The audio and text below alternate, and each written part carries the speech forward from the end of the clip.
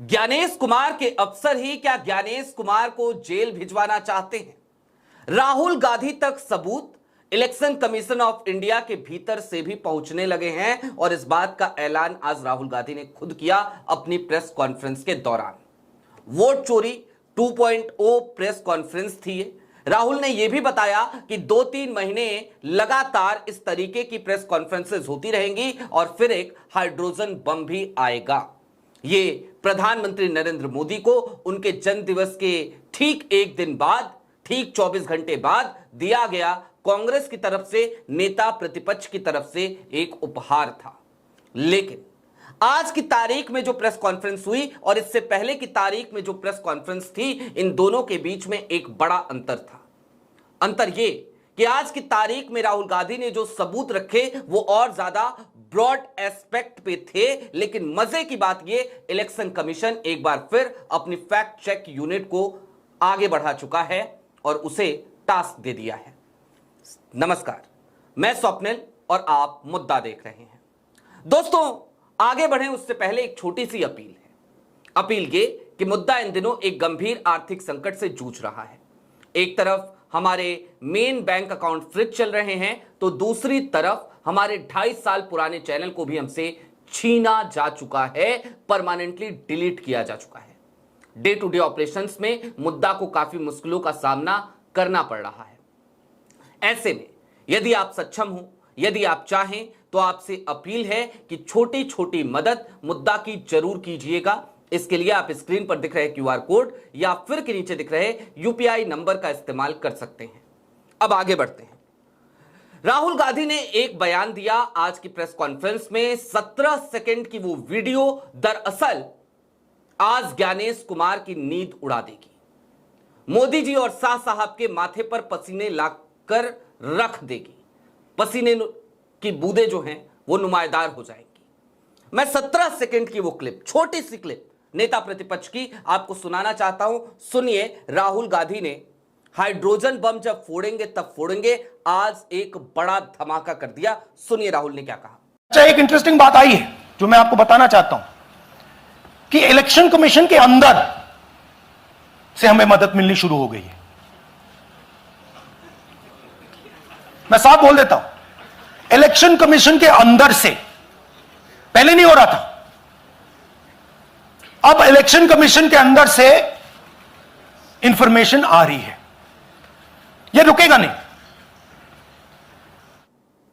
जी हां, राहुल गांधी ने सीधे तौर पर एक ऐलान कर दिया और यह भी कहा कि मैं साफ कर देना चाहता हूं, मैं साफ साफ बोल देना चाहता हूं कि अब इलेक्शन कमीशन ऑफ इंडिया की तरफ से भी, इलेक्शन कमीशन ऑफ इंडिया के अंदर से भी, यानी ज्ञानेश कुमार के मातहत काम करने वाले अधिकारियों कर्मचारियों की तरफ से भी हमारे पास डेटा आने लगा है, एविडेंस आने लगे हैं, सबूत आने लगे हैं।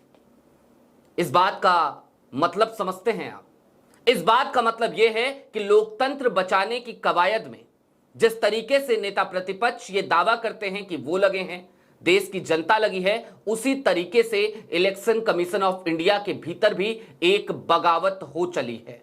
एक ऐसी बगावत जो वोट चोरी का भंडाफोड़ करना चाहती है। इलेक्शन कमीशन ऑफ इंडिया के भीतर बैठे वो लोग जो संविधान से बेहद प्यार करते हैं, जो लोकतंत्र में विश्वास करते हैं, वो इस वोट चोरी के खिलाफ आज की तारीख में राहुल गांधी की मदद कर रहे हैं, इलेक्शन कमीशन ऑफ इंडिया के भीतर बैठकर भी। हालांकि राहुल गांधी ने आज जब ये बात कही तो मुझे एक बात की चिंता और होने लगी है। Election Commission of India, Gyanesh Kumar, जैसे ही उन तक ये बात पहुंचेगी तो क्या सारी मशीनरी उन लोगों को खोजने में नहीं लगा दी जाएगी? जाहिर सी बात है, लगा दी जाएगी। खोजने की कोशिश की जाएगी कि आखिरकार घर के भीतर वो विभीषण कौन है जो राहुल गांधी की मदद कर रहा है। लेकिन दोस्तों, सच तो एक और भी है और इस सच को समझना और भी ज्यादा जरूरी है। हर कालखंड में जब जब इस तरीके से अधिकार छीनने की कोशिशें होती हैं, जब सच का गला घोटा जाता है, तब हर कालखंड में विभीषण पैदा होते ही होते हैं और विभीषण धर्म के रास्ते पर चलते हैं, भले ही उसके बाद उन विभीषणों को यह कह दिया जाए कि भाई ये नाम तो किसी गाली की तरह है। सबसे पहले मैं सैल्यूट करना चाहता हूं उन लोगों को, वो जो लोग भी हैं, वो गुमनाम लोग जो इस सीआई के अंदर रहकर आज की तारीख में वोट चोरी का भंडाफोड़ करने के लिए राहुल की नेता प्रतिपक्ष की मदद कर रहे हैं। अब दोस्तों थोड़ा सा और आगे बढ़िए। एक बड़ा अच्छा पैटर्न आज राहुल गांधी ने दिखाया। सुबह 4 बजे मिस्टर नागराज उठते हैं और सुबह 4 बजे जब उठते हैं तो उनको ध्यान आता है कि उन्हें 2 वोट डिलीट कराने हैं। फिर वो सुबह 4 बजे ही वोट डिलीट करने की एप्लीकेशन सबमिट करते हैं। और ये सारा काम वो कितनी सेकंड में करते हैं, सुनिए राहुल को। Third example, Nagaraj, 2 application filed and submitted in 36 seconds. Please try and fill these forms and see how long it takes you. Try and fill. And I ask the youth of India, try it. Try and fill the form, 2 forms in 36 seconds. जी हां, 36 second में mister Nagraj ये सारी कवायद पूरी कर लेते हैं। 36 second लगते हैं उन्हें।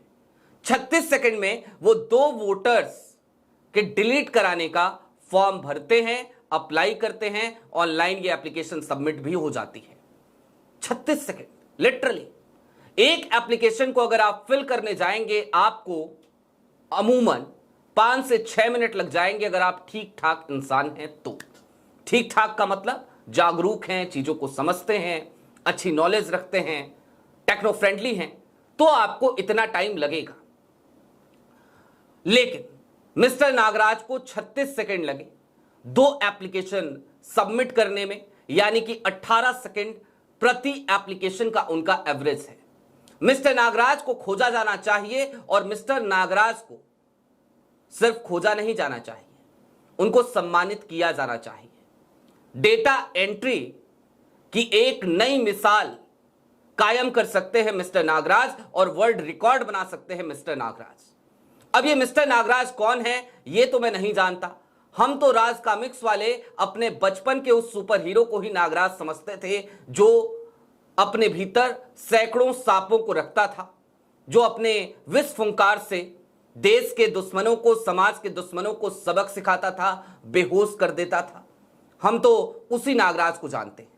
लेकिन ये जो कोई भी मिस्टर नागराज हैं, इनको भी ये नहीं पता होगा कि वो कब 4 बजे उठे और कब उन्होंने ये चीजें डिलीट करी।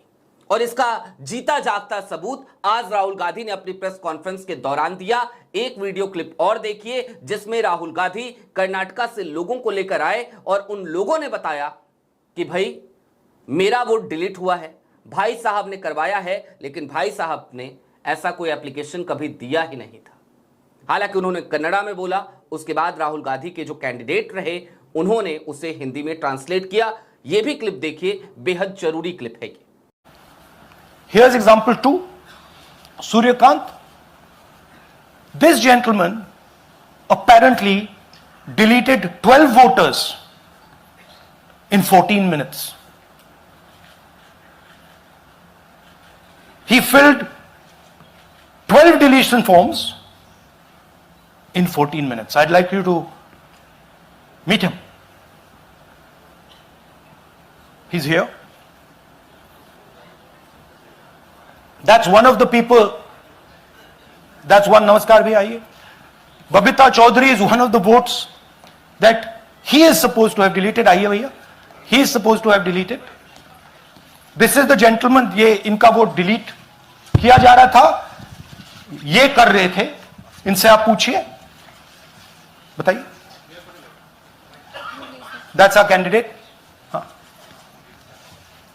कन्नड़ा में बोलिए। ನನ್ನ ಹೆಸರು ಸೂರ್ಯಕಾಂತ್ ಗೋವಿನ. ನಾನು ಸರ್ಸಂಬ ಗ್ರಾಮದಲ್ಲಿ ಇದ್ದೆ. ನನಗೆ ನಾಲೆಜ್ ಕೇಳಿದೆ, ನನ್ನ ಹೆಸರು ಮೇಲೆ 9 ಜನರ ಲಿಸ್ಟನ್ನು ಡಿಲೀಟ್ ಮಾಡಿದ್ದಾರೆ. ಅದು ಯಾಕಂತ ಇವರು ನನಗೆ ಬಂದು ಕೇಳಿದರು, ನಮ್ಮ ಹೆಸರು ನೀವು ಯಾಕೆ ಡಿಲೀಟ್ ಮಾಡಿದ್ರಿ ಅಂತ.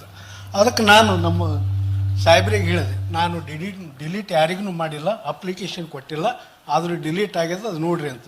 ಹಾಗಾಗಿ ತಹಶೀಲ್ದಾರ್ಗೆ ಹೋಗಿ ಕಂಪ್ಲೇಂಟ್ ಕೊಟ್ವಿ.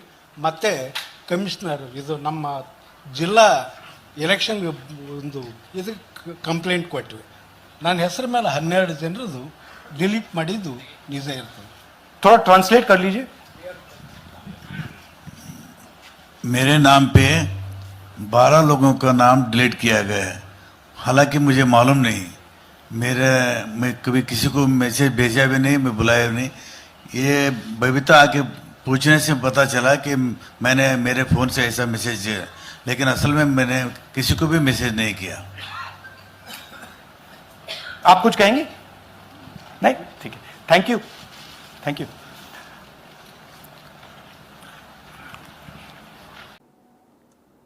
देखा आपने, है ना, गजब का तमाशा, गजब की नौटंकी, गजब की एक ऐसी क्रोनोलॉजी जिससे लोकतंत्र के पूरे सिस्टम को स्वाहा करने की कवायद रची जा रही है.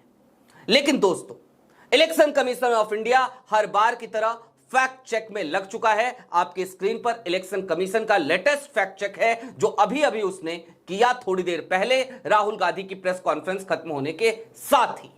और इस फैक्ट चेक में क्या कहा गया? हमेशा की तरह एक ही रिमार्क है कि राहुल गांधी के आरोप बेबुनियाद हैं, राहुल गांधी के आरोप बेसलेस हैं. इसके साथ ही साथ उन्होंने इस बात को तो स्वीकार किया कि जिस कर्नाटका की आलंद कॉन्स्टिट्यूएंसी का जिक्र नेता प्रतिपक्ष कर रहे थे, वहां पे इस तरीके की शिकायत आई थी, लेकिन वहां पर एफआईआर हमने लॉन्च कर दिया था. अगर आपने ही एफआईआर लॉन्च किया था तो फिर सीआईडी को आप लगातार सहयोग क्यों नहीं कर रहे हैं? आपने आज यह बात जरूर बताई कि हमने सीआईडी को डेटा दिया था, लेकिन सीआईडी ने जो डेटा मांगा आपने वो डेटा क्यों नहीं दिया? बहुत ही स्पेसिफिक तरीके से आज राहुल गांधी ने बताया कि हमने क्या क्या मांगा था. मसलन आईपी डेस्टिनेशन मांगी थी, हमने ओटीपी ट्रेल्स मांगे थे. आईपी डेस्टिनेशन और ओटीपी ट्रेल्स अगर चुनाव आयोग सीआईडी को मुहैया करा देता तो शायद इस बात का भंडा फूट सकता था कि दरअसल ये वोट चोरी एक ही छत के नीचे बैठाकर कराई जा रही है. वो देश का कोई एक इलाका हो सकता है जहां पे एक बड़ा सा कॉल सेंटर स्टैब्लिश किया गया होगा और जहां पर इस तरीके के काम किए जा रहे होंगे. लेकिन वो डेटा इलेक्शन कमीशन सीआईडी को देने को तैयार नहीं है. अब तक 18 लेटर 18 महीनों में लिखे जा चुके हैं, उसके बाद भी ज्ञानेश कुमार वो डेटा देने को तैयार नहीं, राजीव कुमार ने भी नहीं दिए. अब ज्ञानेश कुमार का अगला कदम क्या होगा मैं अभी आपको बता देता हूं. ज्ञानेश कुमार अपने फैक्ट चेक यूनिट को एक्टिव कर चुके हैं. दिन भर राहुल गांधी की या अगले 48 घंटे 72 घंटे राहुल गांधी की आज की इस प्रेस कॉन्फ्रेंस की जितनी भी क्लिप्स जगह जगह वायरल होंगी या इसके आधार पर जिन जिन नेताओं का बयान आएगा या फिर जितने भी सोशल मीडिया इन्फ्लुएंसर आज की प्रेस कॉन्फ्रेंस के आधार पर वोट चोरी का पर्दाफाश करेंगे, उन तमाम लोगों का फैक्ट चेक किया जाएगा. उन तमाम लोगों को बताया जाएगा एक ही रटा रटाया जवाब कि ये बेसलेस है, फैक्टलेस है. लेकिन सच्चाई तो ये है कि ज्ञानेश कुमार जी अब सिर्फ ये कहने से काम नहीं चलेगा कि जो आरोप आपके ऊपर लग रहे हैं वो बेसलेस है, बल्कि अब आपको भी समझना चाहिए इस देश में लोकतंत्र से प्यार करने वालों की संख्या बहुत अधिक है. इस देश में संविधान की रक्षा करने वालों की संख्या बहुत अधिक है. वो लोग आपके आसपास में भी हैं, इलेक्शन कमीशन के भीतर भी बैठे हैं. और वो लोग अगर नेता प्रतिपक्ष की मदद करने लगे हैं तो फिर निश्चित तौर पर ये आपके लिए शुभ संकेत नहीं है, ये उल्टी गिनती शुरू होने के संकेत हैं. हम कान्हा से यही प्रार्थना करते हैं ज्ञानेश कुमार जी कि आपको वो सद्बुद्धि दें ताकि आप अब कम से कम लोकतंत्र को बचाने की कवायद में लगे, ना कि वोट चोरी वाले कॉल सेंटर को, वोट चोरी फैक्ट्री को बचाने वाले कॉल सेंटर. अभी के लिए दीजिए इजाजत. चलते चलते फिर वही अपील, चैनल पे नए हो तो सब्सक्राइब करते हुए जाइएगा, सक्षम हो तो छोटी छोटी मदद मुद्दा की जरूर कीजिएगा. बहुत शुक्रिया.